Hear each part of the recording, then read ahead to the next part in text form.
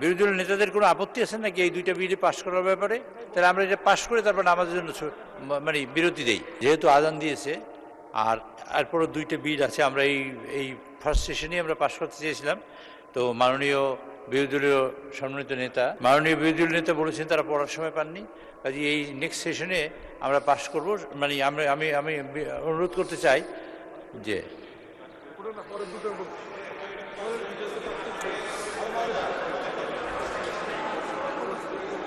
আপনারা মাননীয় স্পিকার, আপনার মাধ্যমে জানতে চাই বিরোধী দলের নেতাদের কোনো আপত্তি আছে নাকি এই দুইটা বিল পাশ করার ব্যাপারে?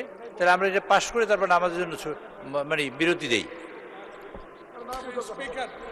দুইটা বিল আছে এখনো ভাই, সেইটা পাশ করার জন্য।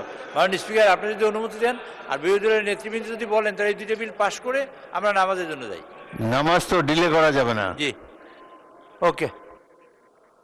আমার মনে হয় নামাজের অনুমতি দে, নামাজের এই বিলের জন্য নামাজ ক্যানট ওয়েট।